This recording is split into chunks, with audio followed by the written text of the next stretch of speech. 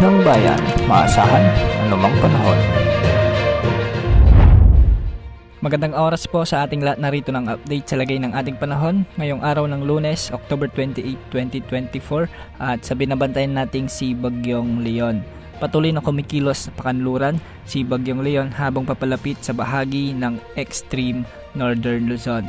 Ngayong araw nga ay mararamdaman na ang mga maulap na kalangitan na may mga kalat-kalat na pag-ulan dulot ng trough o extension ni Bagyong Leon sa bahagi ng Bicol region at ilang bahagi ng Eastern Visayas. Ang mga lugar na ito ay makakaranas ng maulap na kalangitan na may mga kalat-kalat na pag-ulan. Pinapayuhan natin ang ating mga kababayan sa bahaging ito ng ating bansa na maging alerto sa banta ng mga biglang pagbaha at pagguho ng lupa. Samantala magiging bahagyang maulap hanggang sa maulap naman ang mga kalangitan sa bahagi ng Ilocos Region, Cordillera Region, Cagayan Valley, ilang bahagi ng Central Luzon.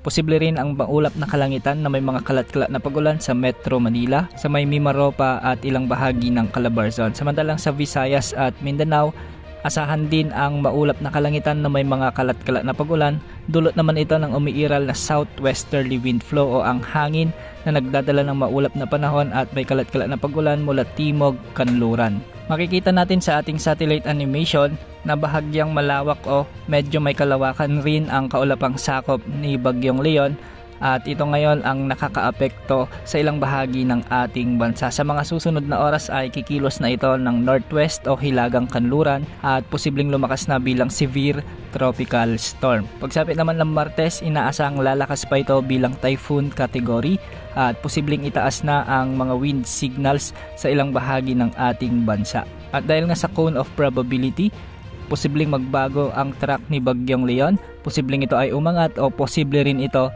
na bumaba ng bahagya at lalapit sa bahagi ng extreme Northern Luzon. Kung mayayari ito, posibleng itaas ang tropical cyclone wind signal number 2 sa may extreme Northern Luzon at ilang bahagi ng Cagayan Valley. Sa mga susunod na araw ay patuloy itong kikilos ng hilagang kanluran at posibleng maglandfall sa bahagi ng Taiwan o di kaya naman ay sa may Ryukyu Island sa may southern Japan. Sa ngayon hindi pa naman nakikitang tatama ito sa anumang bahagi ng ating bansa, ngunit laging umantabay sa mga balita ukol sa bagyong ito dahil posible pang magbago ang magiging takbo o magiging track ni Bagyong Leon. Yan muna ang latest update sa lagay ng panahon. Ito pang weather update ng bayan, maasahan anumang panahon.